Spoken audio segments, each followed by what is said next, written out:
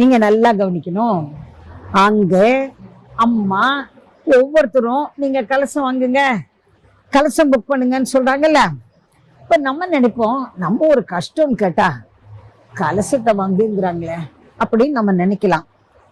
ஆதிபராசக்தி வேள்வியில கலசமோ விளக்கோ நீங்க புக் பண்ணினீங்கன்னா உங்களுக்கு பதிலாக உங்க அப்பா அந்த குடும்ப தலைவனுக்கு பதிலாக அந்த கலசம் அங்கே நிறுவப்படுகிறது.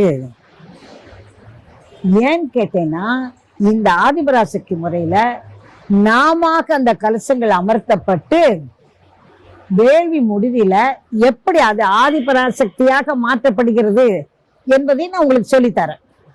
அப்போ அதுக்கப்புறம் தான் அது ஆதிபராசக்தி கலசமாக மாறுகிறது. பிற வேள்வியில முதலையே தெய்வமாக ஆவாக்கின்றார்கள். நமது வேள்வியில அப்படி இல்லை. நம்ம வினையெல்லாம் போக்க நமக்கு பதிலா அந்த கலசம் அங்க வைக்கப்படுது. இதுதான் இந்த ஆதிபராசக்தி வேள்வியின் மகத்துவம்.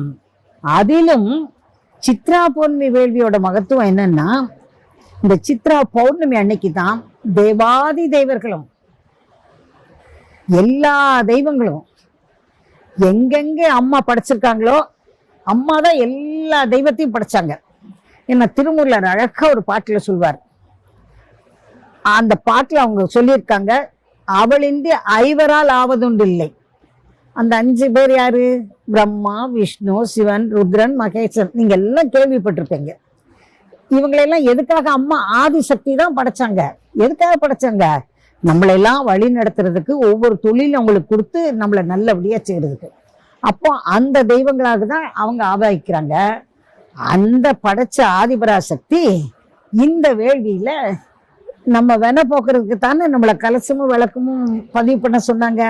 நமக்கு பதிலாக அந்த கலசம் வைக்கும்போது அந்த உயிர்ப்பு நூலோட சக்தியால, அம்மாவோட கருணையால, உயிர்ப்பு நூல் வழியாக அம்மாவோட சக்தி வந்து நாம இருக்கப்பட்ட கலசங்கள் உள்ள வினையெல்லாம் போக்கி ஆதிபராசக்தியின் அருள் நிறைந்து அம்மா மறு உருவாக அந்த கலசத்தை பெறுகிறோம். அதுதான் இந்த வேள்வியோட மகத்துவம்.